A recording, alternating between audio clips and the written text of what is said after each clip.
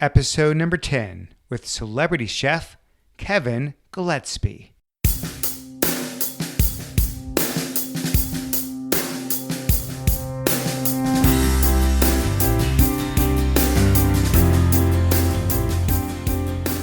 Welcome to The Art of Excellence, a show about people doing extraordinary things in their lives. I'm your host, Glenn Zweig. Thanks for joining me.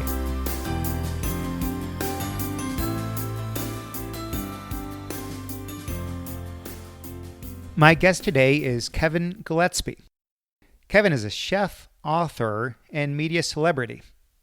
He owns two of Georgia's hottest restaurants, Gunshow and Revival. Gunshow has been on GQ's list of 12 most outstanding restaurants.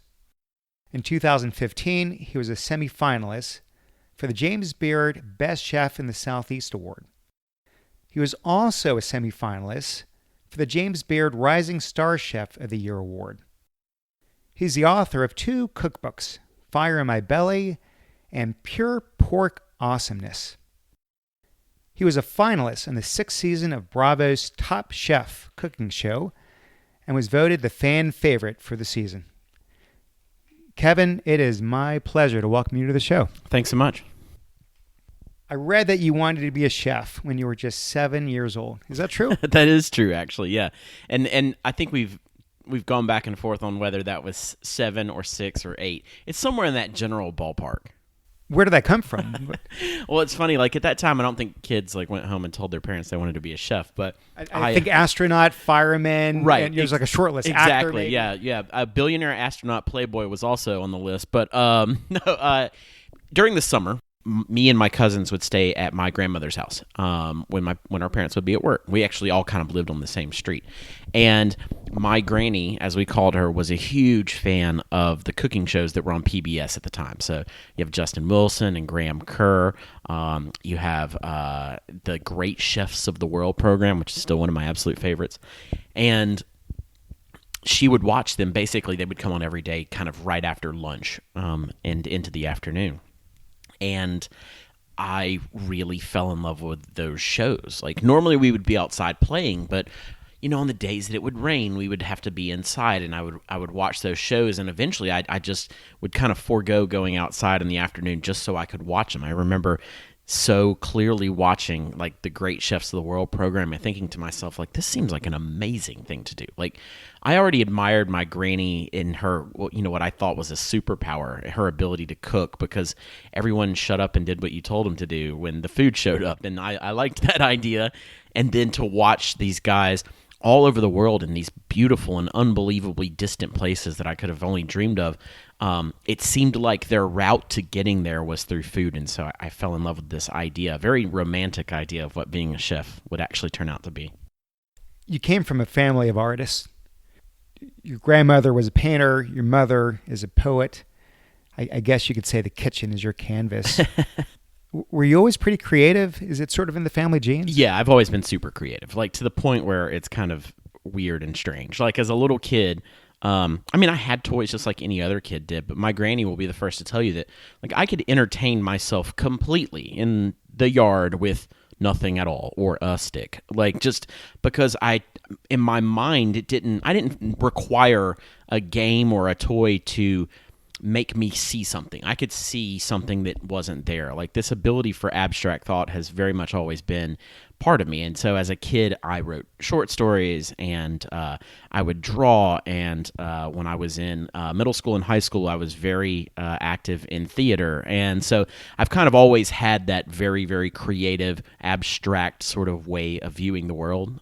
And it comes in really handy these days because it's actually really applicable to what I do, not just in creating dishes, but like in being a creative business person, seeing something that doesn't currently exist. I mean, that is really the necessity behind if you're ever going to grow from one restaurant to the next, or if you're going to keep your restaurants relevant for a long time, you have to have that ability. And so thankfully, my family always nurtured that in me and thought it was a cool trait, not a weird trait. And so it's been there for a long time, and it comes out in a lot of different forms depending on, as time goes on.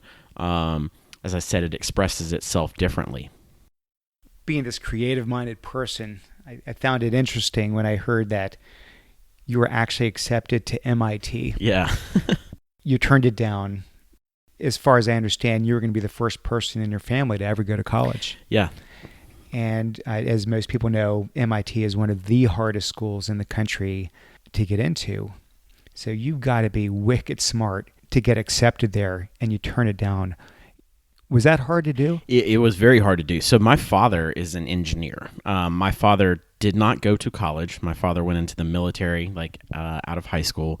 And for many years, my father was the only engineer who worked for his company who did not have a college degree. And so he very much has that mindset. And then you have my mother, who also never went to college, who didn't graduate high school, who is very creative and very artistic. And I ended up with this really, it feels like a 50-50 blend. Like, at least in my mind it does, because simultaneous to having this very creative, loopy, sort of just goes out on its own way of thinking, I simultaneously have a tendency to break everything down into its tiniest pieces and see if I can't reassemble it again. And so I think that the drive to be that first person in my family who not only who went to school, but who went to a very prestigious school, who theoretically, growing up in a family where we didn't have the money to always pay the bills, where we very, very much struggled, this looked like the light at the end of the tunnel for not just being able to help myself, but maybe being able to make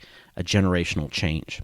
And I felt a tremendous amount of burden, and perhaps that's the wrong word, maybe obligation is the more correct word, to do this, even though I really didn't want to do it.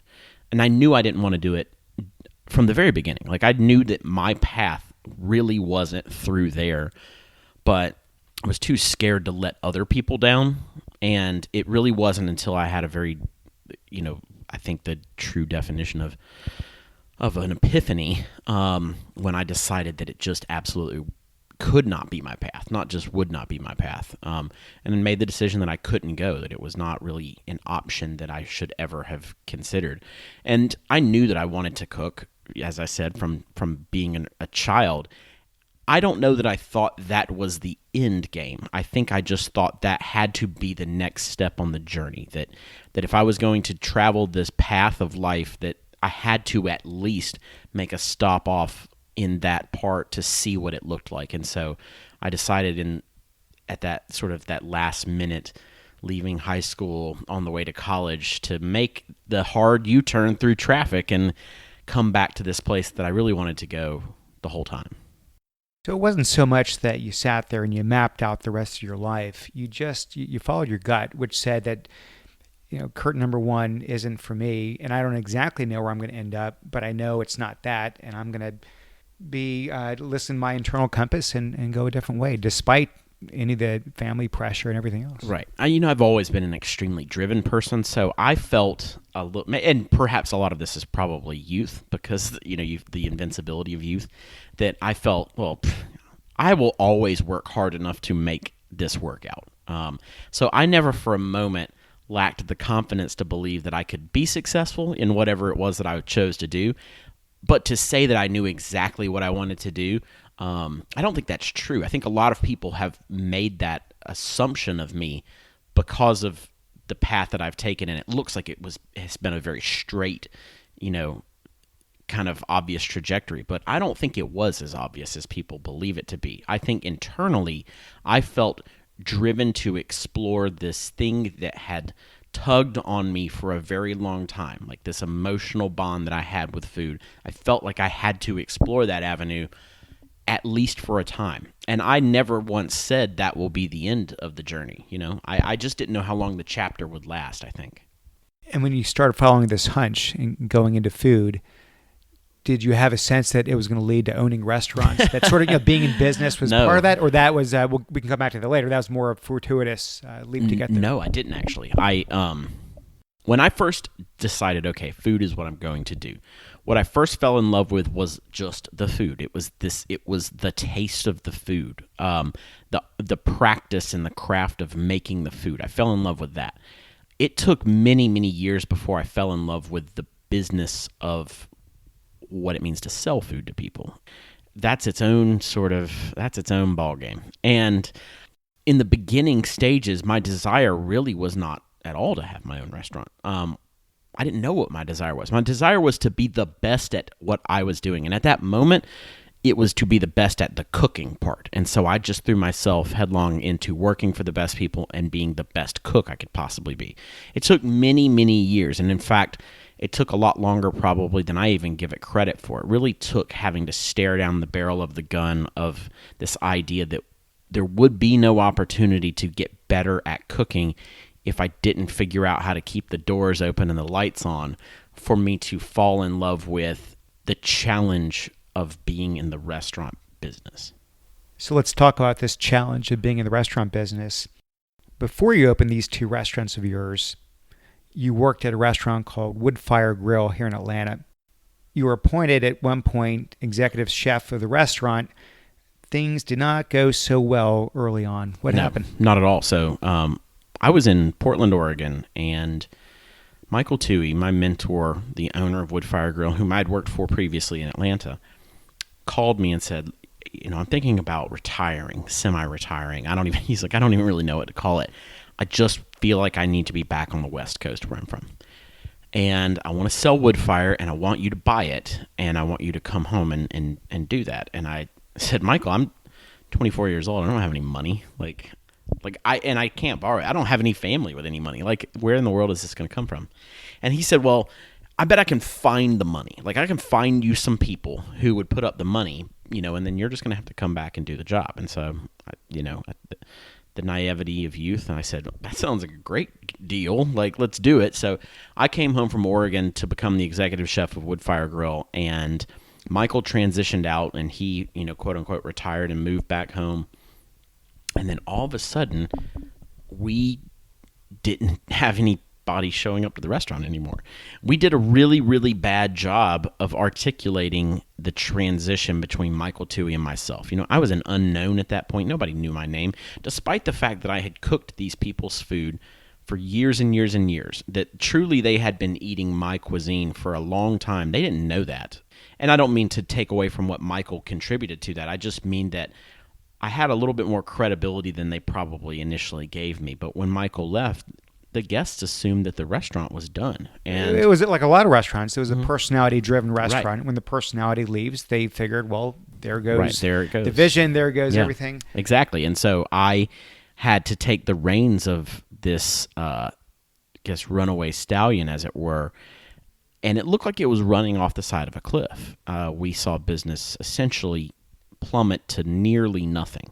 And so that was the wake-up call. That was the moment in time when I realized that skill is important. It is not everything. Talent is important. It is not everything. If you cannot get the people to come to the place and take the leap of faith in giving you money for something that you're making, those other things they never even have a chance to open up. And so I became very keenly aware of the business part of the restaurant kind of overnight. It was like a switch flipped and I went, oh my gosh, this is something that I need to learn, and I need to learn it quick, because I've spent my whole career being focused on being, quote, an artist or a craftsman, whatever you want to call it. And I got to learn how to be a smart business person and not let the business stand in the way or prevent the art or craft from coming to fruition. I have to figure out how those two can live harmoniously with one another, because most of the time when a restaurant starts to fail, the compromise is in the quality of the work done just to keep the doors open. And I refused for that to be the case. And so again, thankfully, that creative mind came in play, and we said, all right, let's dream up a way that we can make this work. And we also got very, very lucky at that time, because through all this dreaming and imagination, I don't think any of us dreamed or imagined that the phone would ring and the people from Top Chef would say, why don't you come do this show? Because really that was if there was a life raft in this whole thing, that was it. How does this happen? You're trying to right the ship. It's a struggling restaurant. And all of a sudden, how did the phone ring? Did someone know of you and they called the show and said, you got to talk to this guy, That's Kevin? an excellent question. Well, so it's been about 10 years now, and I still don't have an answer for that. No one seems to know exactly what the true story of why they called is. We have many theories. The prevailing theory that I think is the strongest is that despite the lack of business we were doing when Michael left, the people who did show up were the food critics and the food writers. And we got better reviews and more accolades than the restaurant had had previously. All of the writing said this place is phenomenal. It's so much better than it used to be. But just the paying guests weren't showing up, as crazy as that might sound. So then those accolades transitioned into hitting someone on the James Beard Awards radar. I have assumptions as to who it probably was, but I don't think I should say. And a nomination for Rising Star came in when I was 25 years old. And I think through that, it made its way to the radar of the producers of Top Chef, because they had this TV show that they were 5 seasons into, and the criticism that they were getting from a lot of the viewership is you can't call it Top Chef when the competitors aren't really at the top of their game. They're not really the best there is available to compete. And so they made a decision going into season 6 that they were going to do their casting a bit different, that they were going to cast the normal way, and simultaneously they were going to host a second round of casting where they essentially cast 4 to 6 contestants who they knew for a fact were going to be phenomenal cooks. They might freeze up as soon as the camera came on. Who knows what their personality is going to be like? But what we do know is that the competition will be very intense this year. And so the phone rang, and I was one of these people who they thought, I think this guy could probably pull this off. He could probably be thrown into a crazy situation and just cook and produce really great results. And so that's our theory that we've been running with as of late in the last few years, is that must be the way that first call took place. Being on that show completely turned everything around for you. Talk about what the show did for your career, for the restaurant, for your life, really, at that point. Yeah, Top Chef was wild.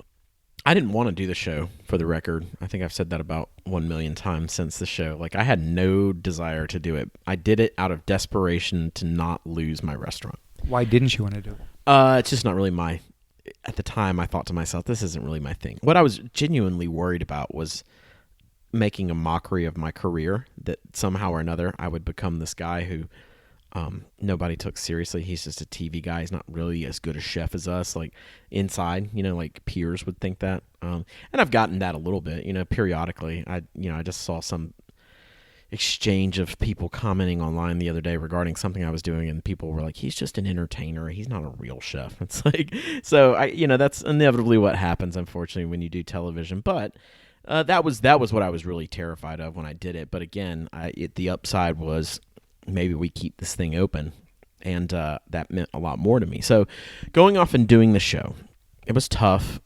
Not really for the obvious reasons. It was tough for the less obvious reasons. The filming schedule is very difficult. You film about 20 hours a day, 7 days a week, and you do that for 7 weeks. So it's physically exhausting.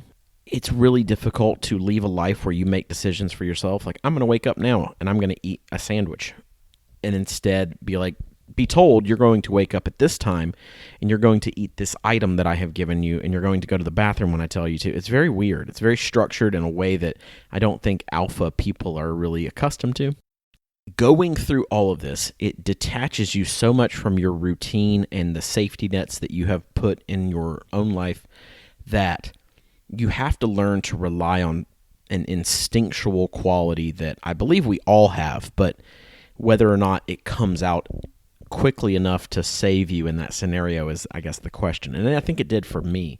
And so leaving the show, I believe that I left with a lot more confidence than when I showed up. But not because people were like, oh, well, you left because you did so well, you were so confident. I left confident in trusting my instincts cooking-wise more than trusting my gained or earned skills. That probably doesn't make a lot of sense. What I mean is that leading up to Top Chef, I was largely replicating the food that I had learned from the people I had worked for. Maybe I put a little bit of my spin on it, but it didn't have real personality, and it didn't have a real soulful quality that was indicative of me. When I did Top Chef, all those recipe books were taken away. All of those notes that I have acquired through the years, we didn't have access to them. You could only cook from memory and from instinct, I think. And I made a decision in the very first moments of that show that I was going to simply let whatever came into my mind or whatever came into my heart, that's what I was going to prepare. And the reasoning behind this was that I felt that if I lost on a dish that I believed in, I wouldn't really be upset with myself. That if I lost on a dish that I had just prepared poorly that didn't mean anything to me, I would be very upset.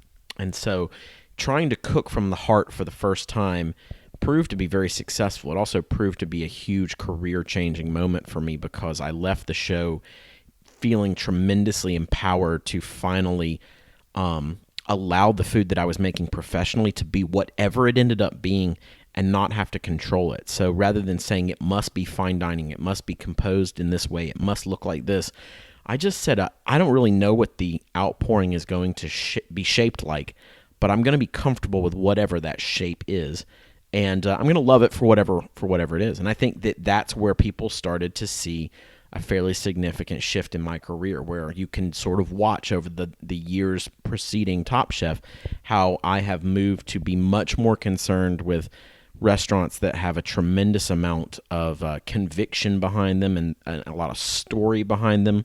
Food that sometimes can look very rustic and very simple. It's really not what I was trained to do. I was trained to do very elaborate, very formal, very put together food.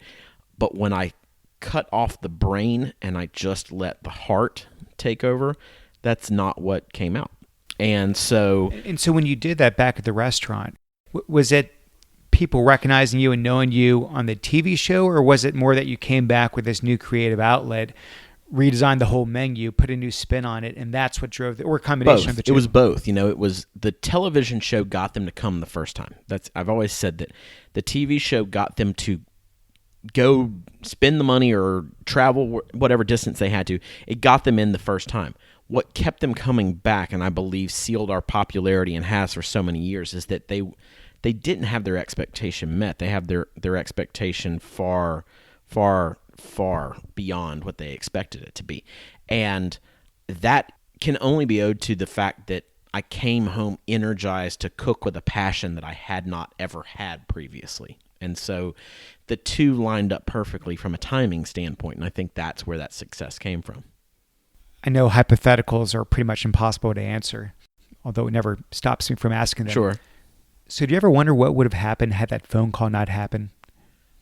I don't wonder so much as I know. I feel very, very confident. Well, I know the timeline. I know that we only had about 1 month's money left in the bank. We had maxed out everything we had. We could have stayed open till September.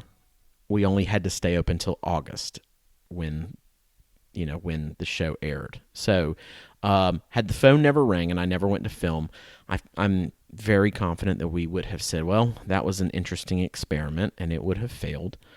And I would have likely left and tried to get a job somewhere else. And I feel pretty confident that I would be out of this business at this point, that I probably would have left, because I think that was, I was at a crossroads then emotionally in my life where I needed to feel like I was doing something that made some sort of actual difference. Like as again, romantic as that sounds, I just wasn't okay with this idea of performing a job.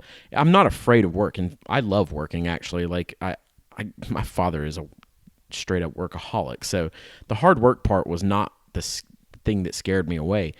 I would have felt more rewarded to dig wells if I had thought that getting people fresh water was what was important, so I just needed to do something that felt like I was making a genuine impact.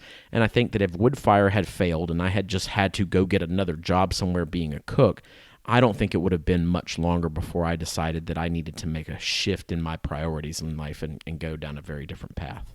Any clues what that other path was? There a plan B lined up? We play this game a lot. This is one of my all-time favorite games that we play, and it's supposed to, obviously it's supposed to sort of indicate what it is that you're missing in your life. But we play this game where if you could take money off the table, if economics was not the driving catalyst, and if there wasn't some sort of familial obligation, what would you go do for a living? And it's funny what people say, because it's generally speaking something that's really distant from the thing they currently do, and it sort of indicates what you need in life most. Like, I asked this to a lawyer friend of mine one time, and he said that he thought that the guys who run out on the field and like sweep the bases in like at around the 7th inning in the baseball game, like that seemed like an awesome job, and he would really like to do that job. And I think his was like craving this idea for a job that wasn't as mentally demanding and that he was outside, frankly. And anytime I've been asked that question, I always answer the same way, which is park ranger. And I think it's because I draw a great deal of my inspiration in life from outside. I don't really cook from watching my peers. I've never been that way. It doesn't really come from books or magazines.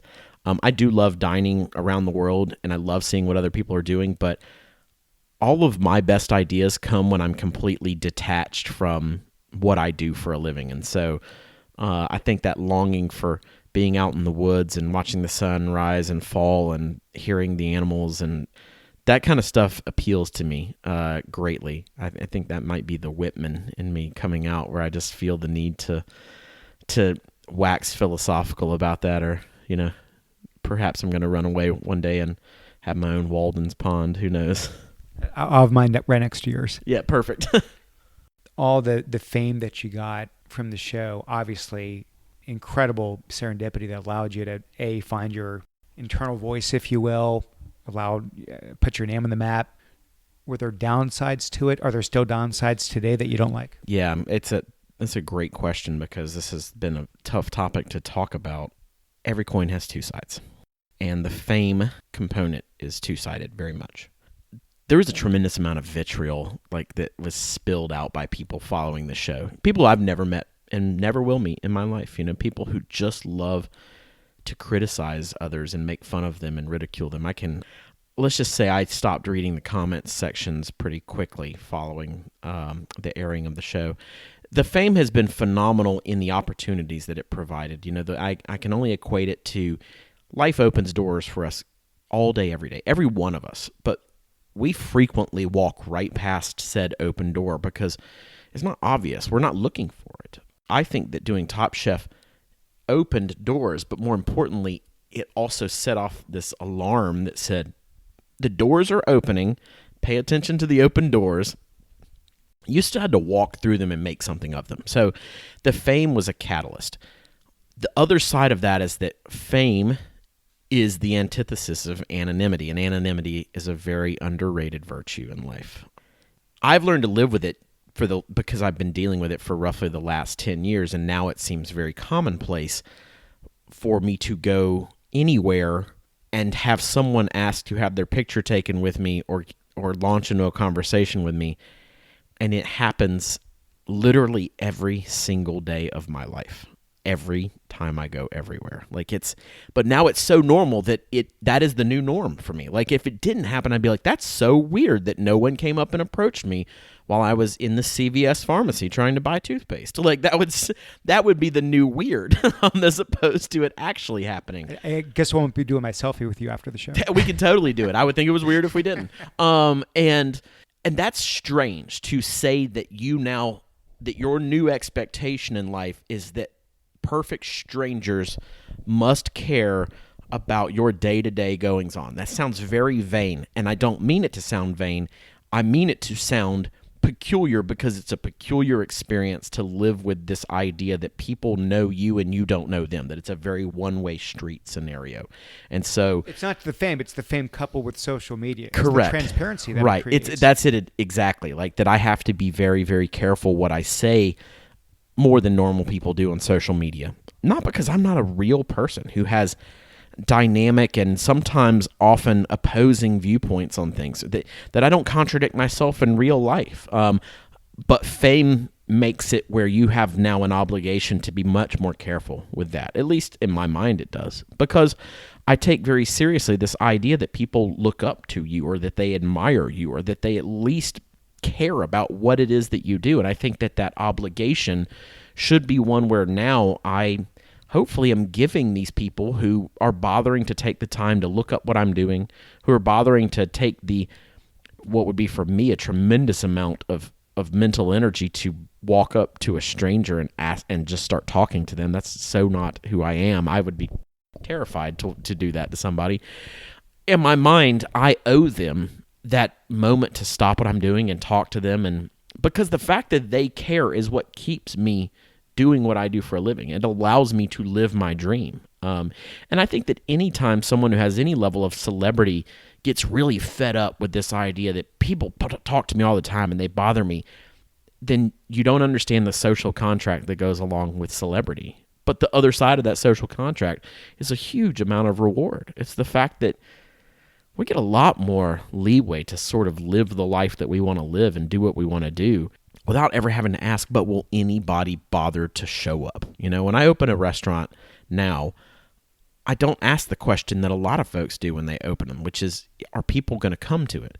We kind of know people are going to come to it. Instead, we spend a ton of time asking the question, are we going to give them more than what they thought they were going to get? And so it's complicated. Fame is much more complex than I think most people give it credit for being, in good ways and in bad ways. It's not all bad. It's not all good. And I guess that's life in general, though, I suppose. It lets you be your true self. Authenticity is a great thing. Right. People want to get to know you. The challenge is, straddling that line where, if you voice yourself about the election, right, you love Trump or you hate Trump, whichever way, you just alienated half your potential audience there. Yeah, so. Exactly. No, that's a perfect example. Like we do this thing when we do our Hired Gun series at Gun Show where we allow the guest chef to choose a charity that he or she would like a portion of the proceeds to benefit. And I don't tell them what they have to choose. And our most recent one has chosen a charity that is largely in place to protect immigrants from being deported or mistreated. I don't find it political, but it's clear to me that a lot of people do. And the fact that I am, quote, allowing this person to support that charity has now even alienated some of my followers who go like, why can't celebrities just stay out of politics? And I'm thinking to myself, I'm not in any way involved in politics. I refuse to tell people what they can and can't do with their life. And so if that's what this guy feels very strongly about, and I don't know his personal story enough to know why that's the charity he chose, but if he did, then so be it. The point to that is that if I was just Joe Blow, nobody'd ever know, nor would they care. So, that's the downside to it, I guess, if there's a downside. So you finally get the courage, get the capital, get the reputation to open your own restaurant. Gun Show is a really unique concept, and it's hard to describe if you haven't been there.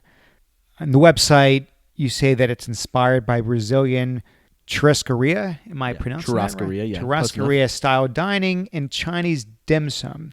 So the first question, how the hell do you come up with that? Right. Where do those two, is that one of your outdoor trips when you're sitting there under the stars by, where does it come from? And what's so funny is that, that's such a crazy description that doesn't make any sense. But, we gave up pretty early on in the Gun Show days of trying to explain Gun Show to people. We sort of just said, you have to come. Like, when you get here, it'll make plenty of sense. But on the lead up, you're not going to get it. Here's how it came about. Upon leaving Woodfire, deciding to do my own project, I literally just drew up a pros and cons list and said, what do we do really well at Woodfire and what do we not do particularly well at Woodfire? And let's just try to not do any of the things on the don't do very well list. The problem is it doesn't work that way. It's sort of like a seesaw. If you take everything off one side, it just comes crashing down on the other, and it's supposed to always be in balance. So when we just tried to tear away the things that we thought were failings, we just made new failings. And so I felt a little bit mentally stuck in how in the world do I make it where the food that we serve can be any style, any size, any number of variations, but it only comes out once it's properly cooked. We don't really wait. We don't par cook. We don't think to ourselves, I have to get this done in a certain amount of time. We just cook. How do I do that? How do I couple that with the person cooking also being the person describing to the guest directly what the food is so that nothing's lost in translation? How do I take those two things and mix into that the cook themselves will serve their own food so that they can stay on top of the timing, in the sense that they only make as much as he or she can make. They're not trying to cook so fast or so slow that they're negatively impacting their food. How do I take those three things and then add in this wrinkle that we're going to serve more than 5 people a day? How are we going to run a full restaurant with all these very weird constraints that are all in place to make the experience more genuine, the food of a higher quality, and the dining direction more unique and interesting? So the chefs are actually coming out pitching the dishes? Yeah, they're bringing them out and they're telling you what they are, and so the person who brings you the food is the person who, for that particular dish, has conceptualized the idea. It's their idea. They ordered all the food for it. They did all the prep for it. They cooked it, and then they serve it as well. And then the person standing beside them has nothing to do with their food whatsoever. They're not a team. Like, they are a team in the sense that we all want to win together, but they don't really contribute. Like, they don't help that person prep. They can sometimes, but they're really autonomous. And so none of that makes any sense at all. And stuck in this mental void of how does this work, because I felt convicted that it could work, I looked to concepts that existed already where people kept leaving the kitchen over and over and over again, and it didn't throw everything off. And the two that I could think of immediately were the churrascaria model, where the Brazilian steakhouses, where the gauchos are cooking their steak, and then they take that steak and they go to the dining room and they carve it, and then they go back and they cook more steak. And you go, well, they leave all the time. It clearly must work. And then dim sum, where they're constantly peddling food throughout the dining room. They have made a bunch of food. It's ready to be eaten, but now they have to go sell it to you. And so it's backwards of the normal restaurant model where you sell the food and then you cook it. And so when I combined those two together, I decided, well, I think if we had enough people and they all kind of did their own thing, we wouldn't have these weird gaps in timing, and we wouldn't care so much that this guy made a cheeseburger and this guy made a really composed foie gras dish, because as long as they're both great, then who cares if you eat a cheeseburger and then you eat a really composed dish? That's fine. I think people like that, actually. And so when we built all these things together, we ended up with this very weird amalgamation of principles that then drove us to open Gunshow. And lo and behold, it, in all of its weird idiosyncrasies, does in fact work. Ta-da! It's an amazingly different and cool concept, but really hard to pull off. And you mentioned dim sum, and you mentioned the Brazilian steakhouses. I love both of them, but what you have last week is the same that's going to be there this week, the same next week, next month, next year. And so they can pretty much predict we're going to sell so much of this bun and that roll and what have you. My understanding here is the dishes are changing out constantly. Every day. So how do you, and this is a question not just for Gunshow, but really in general, how do you test whether a dish is going to work or not? Is it just your gut instinct, or how do you know? A lot of it is gut instinct. A lot of it is, we have history too. We know that short ribs are popular. The joke is you could put a short rib on a dog food dish and people will be like, I still kind of want to get the short rib, because people love them. Scallops, people love scallops. Put them on anything. So we do know to a certain degree, or at least maybe not know, we feel confident to a certain degree when things are just going to, by their nature, be popular. But it is always a guess. Constantly changing the menu does one thing and only one thing. It creates newness. That newness is good for the guest. They don't get bored, but I think it's more important that it's the newness that the cooks need. Anyone who's super passionate about food has a tendency to fall out of love with dishes over time. They don't love making them as much as they used to. And for most of us in life, we might not see that ever happen because we make our thing that we love to make once a week, once a month, once a year.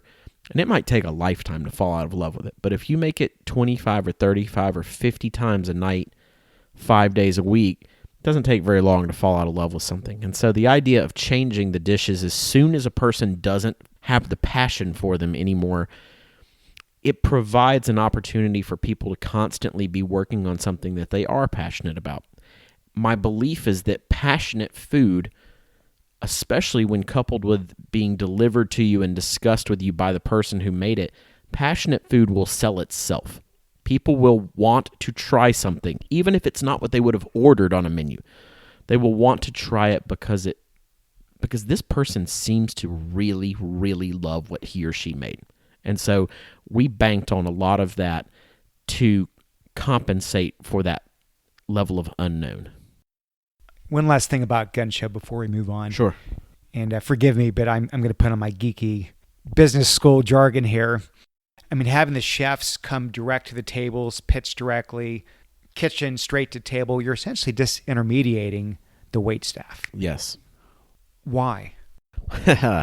The cynics would tell you because every chef hates wait staff, but that's not actually what it was. I just felt like the wait staff historically in a restaurant has oftentimes been doing the wrong job, and the cooks have been doing the wrong job. And what I mean by that is that for cuisine that is constantly changing, like sometimes literally multiple times throughout a single evening, trying to teach a server the ins and outs of a dish to the point where they can relay that to a guest with true accuracy and passion, it's next to impossible. It just doesn't seem to happen. It gets lost in translation.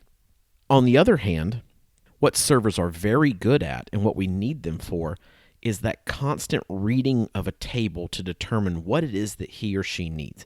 Do they need more water? Do they need another drink? Are they uncomfortable where they are right now? Do they need a little bit more space? Should I clear that plate out from them? The problem is that the work that they do there, which I believe is of the utmost importance, a lot of the times it gets sidetracked. It gets put behind, oh no, I have to go type in this order into the computer and send it to the kitchen. Like, I forgot to do that. Or I have to go back to the kitchen and ask the chef if this dish has coconut in it, because honestly, I'm not sure that it does or that it doesn't. And so what we decided to do at Gunshow was to strip away all of those responsibilities that really weren't important for a server to have, so that they could focus on the responsibilities that were very important for them to have.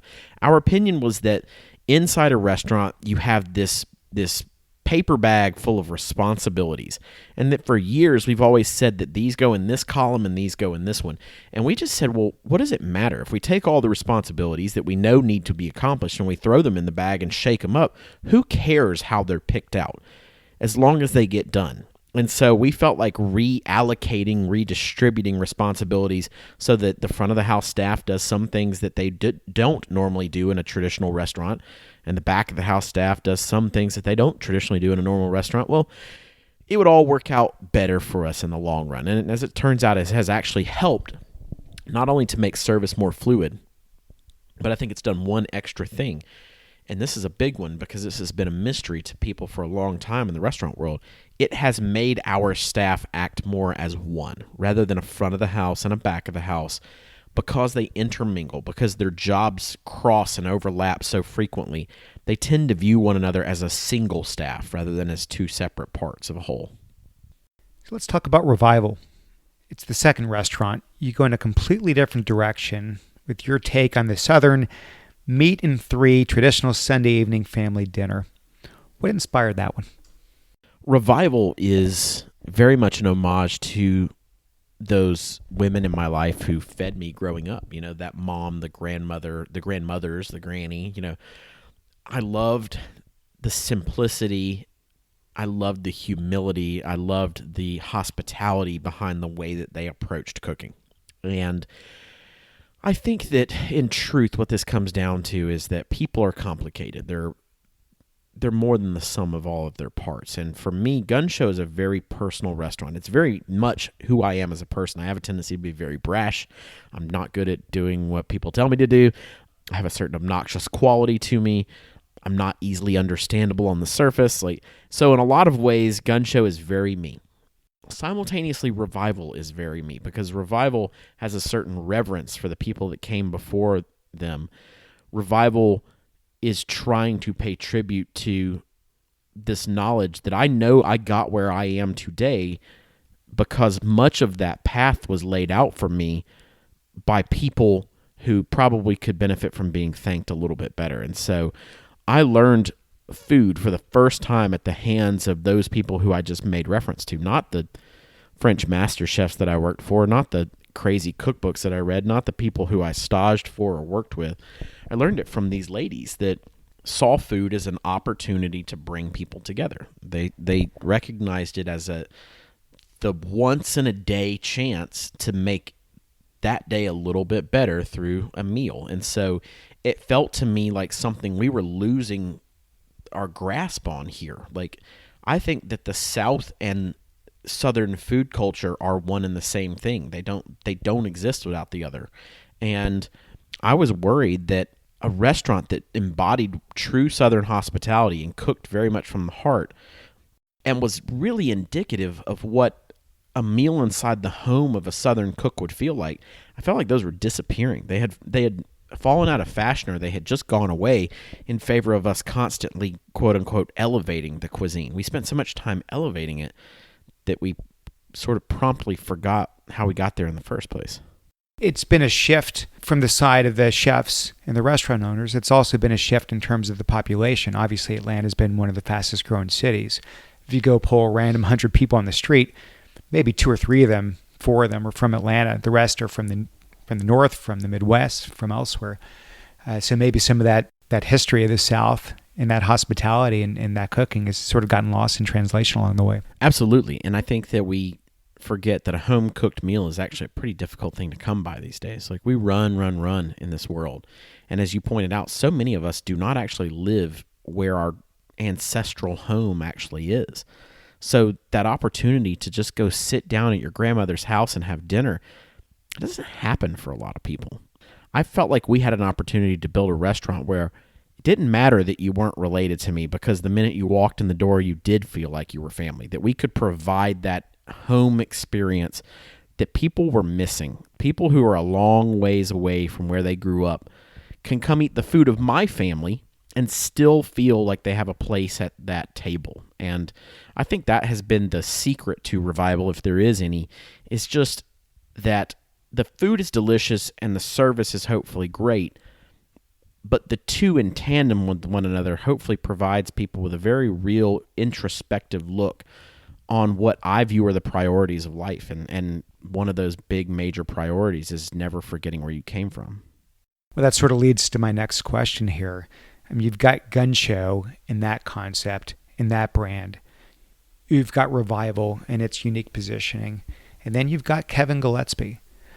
So if you had to describe the Kevin Gillespie brand, what it is today and where you think maybe you'd like it to evolve, how would you describe it? You know, I've tried to have this exercise of, it's a very peculiar one, by the way, to like step outside of yourself and view the embodiment of who you are as a brand, but it's been helpful too. And I like to think, at least, that what it represents is a certain inherent quality, that the name goes along with saying it must be of a certain level of good. Like that, regardless of what it's going to be, because frequently he's going to do something that you don't expect, it's going to be executed at a certain level. It's going to have a certain amount of passion behind it. I think that's the first. The second is that I like to believe that I represent, because I try very diligently to represent the middle of the world. Like, there are a lot of people who live in the middle. There are very few people who live at the top. And I spent a lot of my career cooking for and servicing the people at the very, very top of the spire.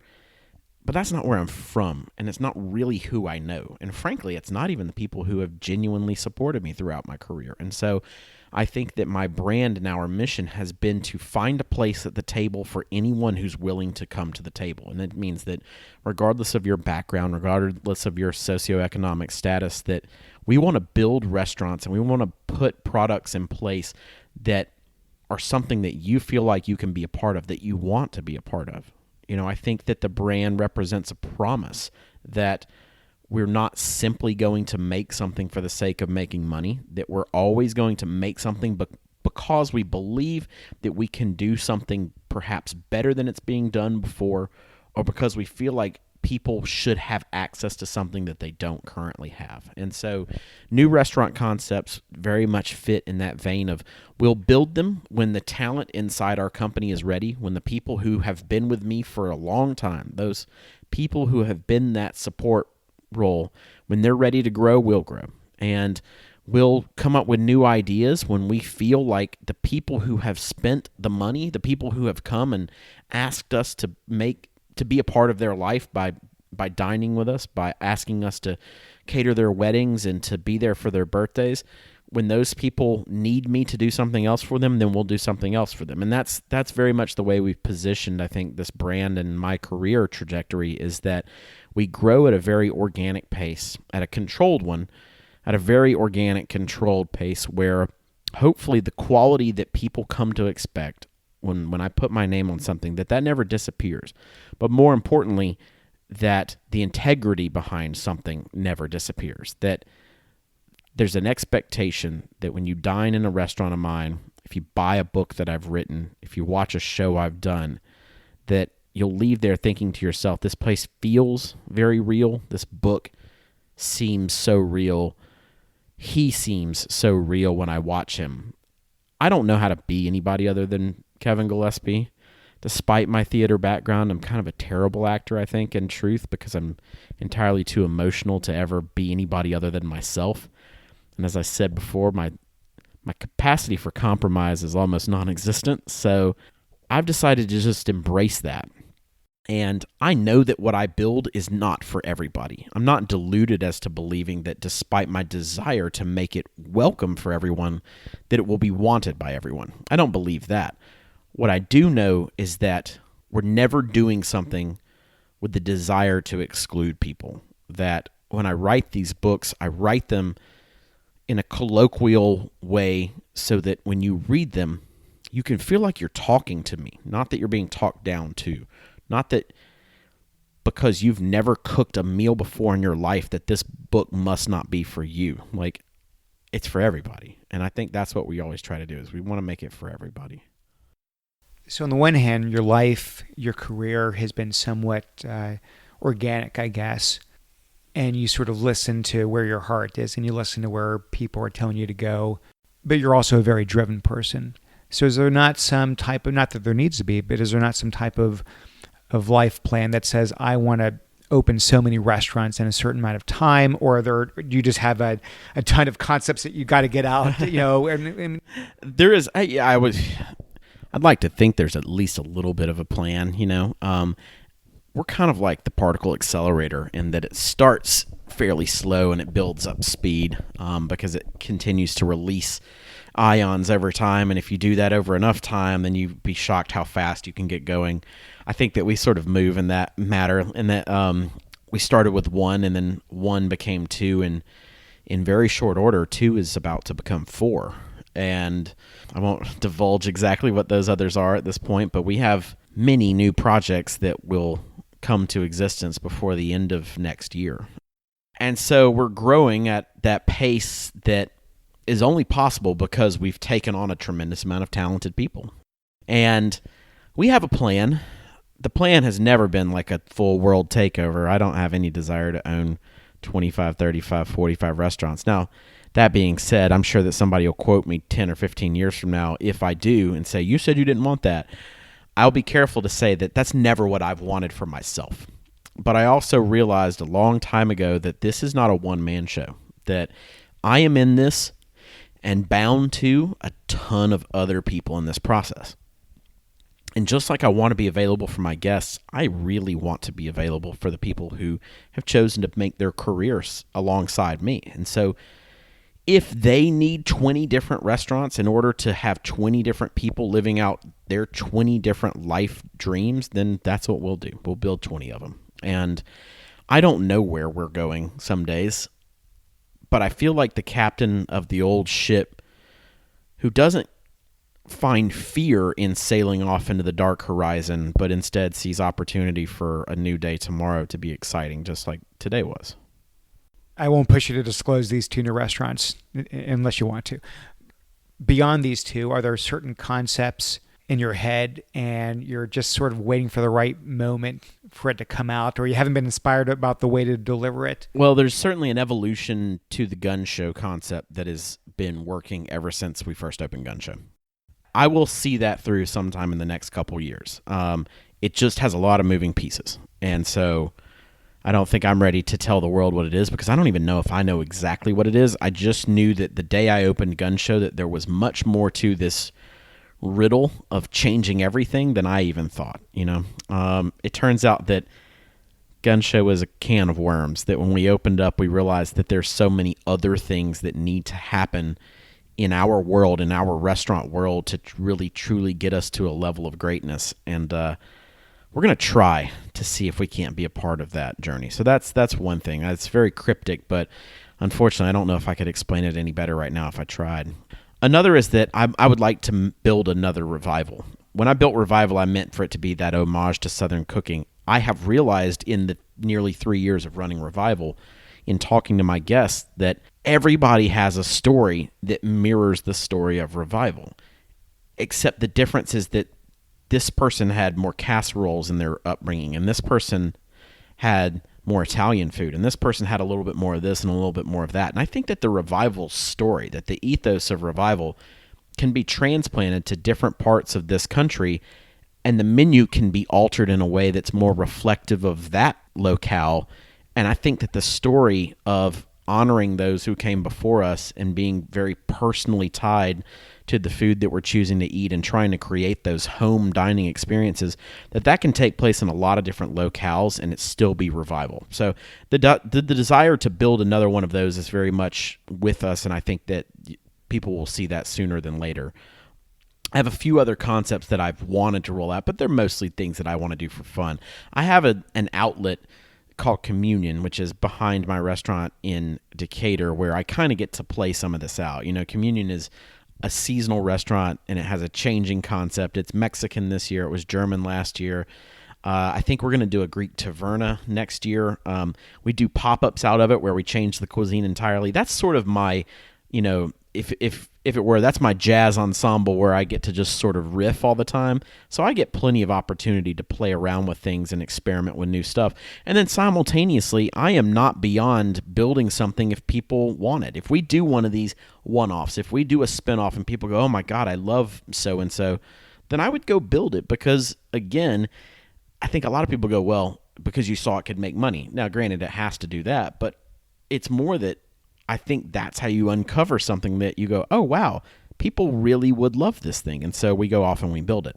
So who knows exactly what these next concepts will be. The very, very next one is called Game Changer. And it is, as the name implies, an evolution on something. And then it is going into the new Mercedes-Benz Stadium. So for the Falcons and the Atlanta United will play.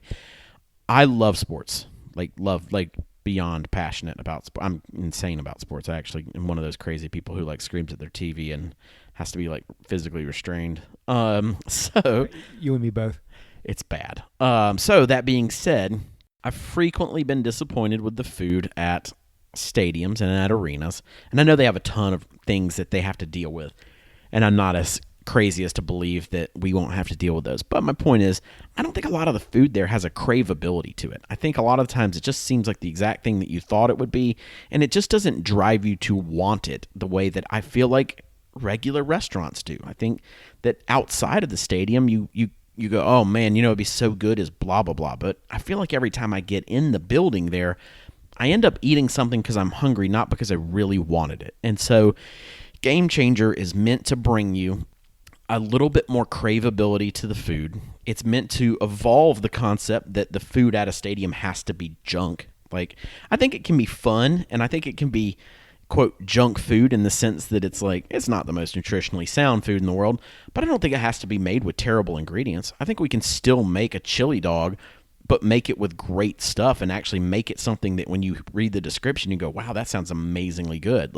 And so that's what it is. And so it's a little bit of fun. It's a little bit of poking fun at ourselves, but more than anything, it's meant to give you an option when you're at, hopefully, an Atlanta Falcons game or an Atlanta United game or at a concert where you feel like you can get a restaurant quality experience where you can get a bite of food that you go, now this tastes like Kevin Gillespie, and instead of having to be like, I just spent $15 on something that tastes like what I would get at a gas station, you could instead say, yeah, I still spent $15 probably, but it was worth $15. So that's the next one that rolls out, and that's only a couple months away.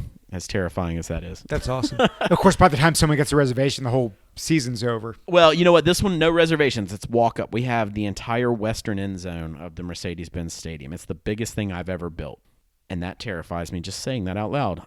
If you want to eat there, you'll be able to eat there. We will make it happen. We will have practically an army of humans running that place every single time it's open. So when you get to the point where you're owning all these restaurants, by definition, you're not just a chef, obviously. You're a business owner. So when you're a business owner, now you've got the planning and you've got the hiring and the operations and the accounting and all the back of house. I'm sure you have people that you work with, of course, but you're a small business owner, so you're thrown in it.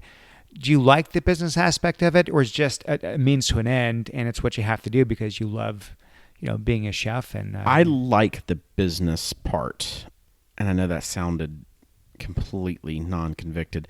I like it because it's hard. It is not in my nature to be the bean counter by any means. I find the idea of having to learn how to count the beans very intriguing. And I find the difficulty in managing the personnel very challenging. I find the complexity in having to remember all of the moving pieces that legally have to take place in order for us to just open the doors every day.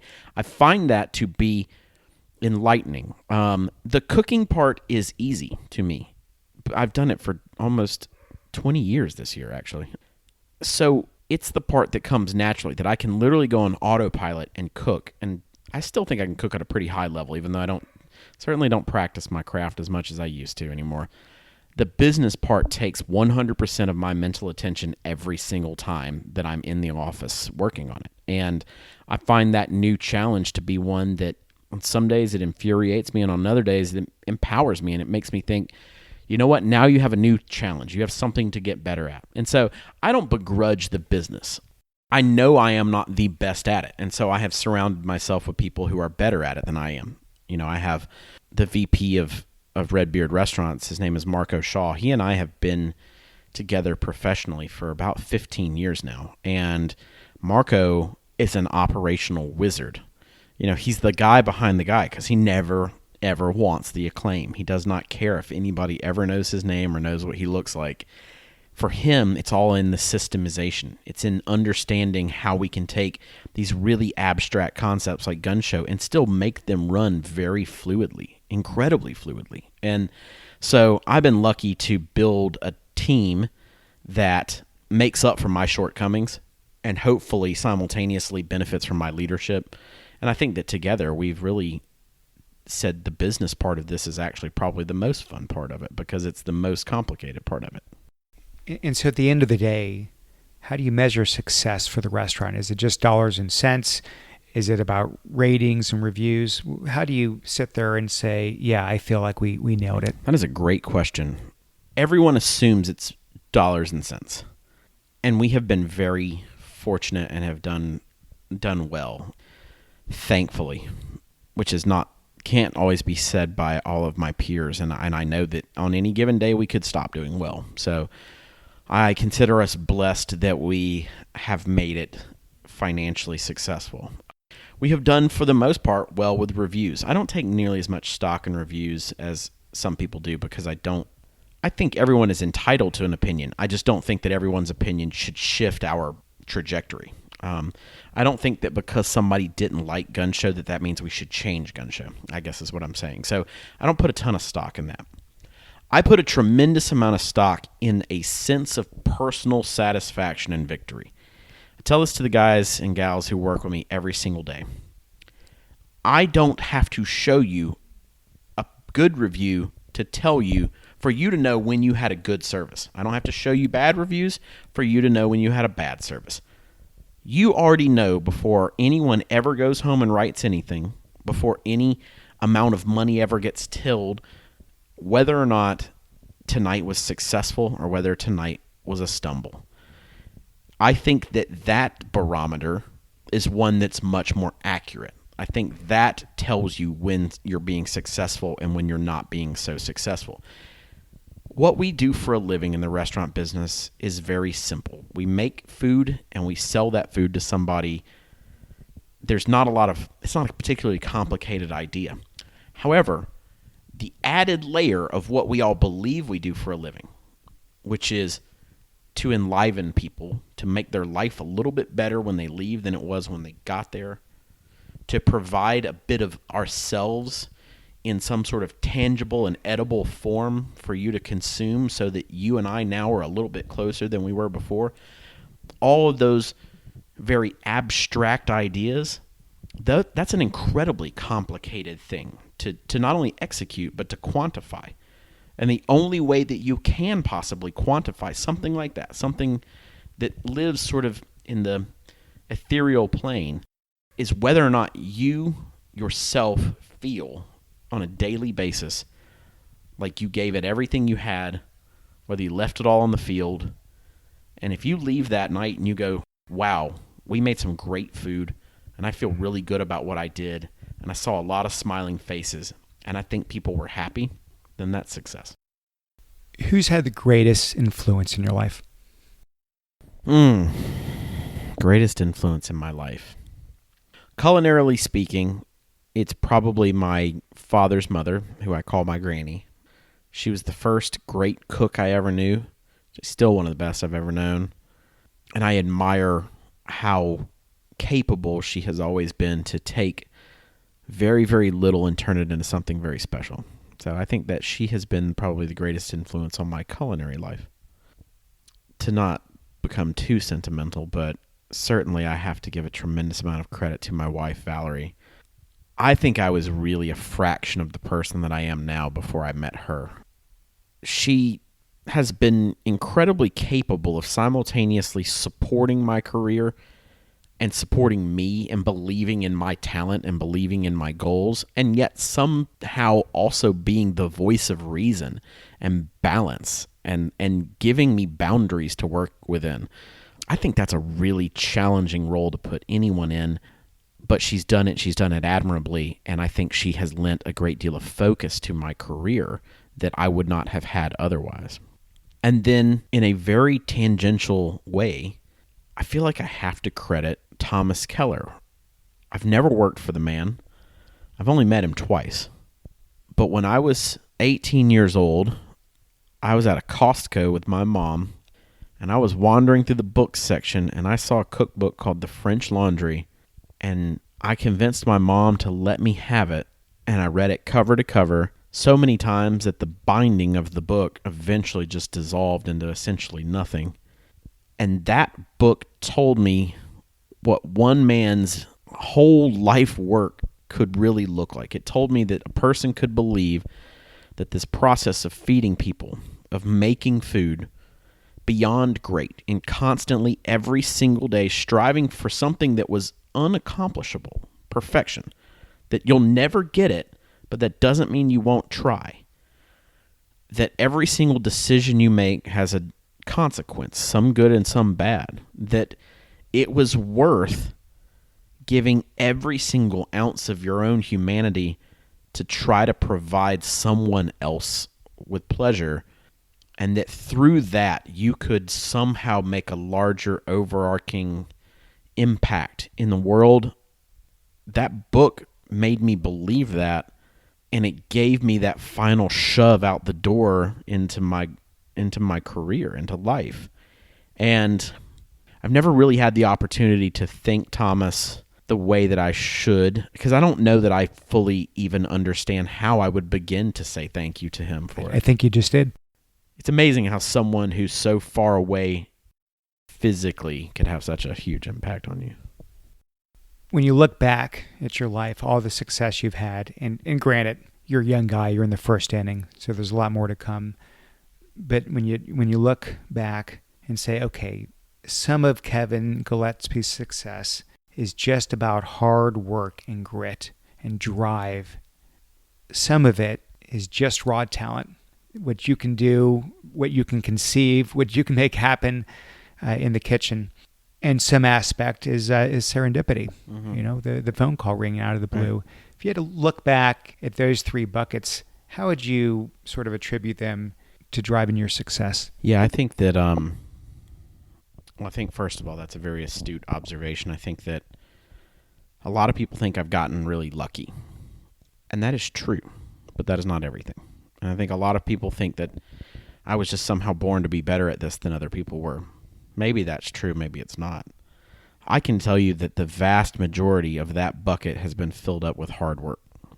Some of it's stubborn hard work. Some of it like this lack of capacity for ever admitting failure. Like, I'm not much on regret. It's just not really who I am in life. I plow forward, and if the road is tough, then I just plow a little bit harder. I can't think of a time in my life when I've said, all right, we have to stop and go back. Like, I just assume that road eventually, even if it's through the mountains and through the bowels of hell, must come out and connect with the road I was trying to get to at some place. I'll tell you this. My dad said to me when I told him that I wasn't going to go to MIT. My dad is a man of very few words, I should say. I knew that had shattered him in many ways, but he said to me that success was available, that it would come to me so long as I was willing to work harder than everyone else. And I certainly feel like I have tried. If I was willing to make more sacrifices than everyone else.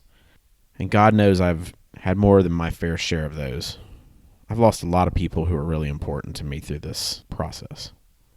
And if I never forgot where I came from, and now that's the piece that kind of drives me every day. And I like to think that piece, that the bucket filled with luck and the bucket filled with talent and the bucket filled with hard work only reaches about 95% full ever.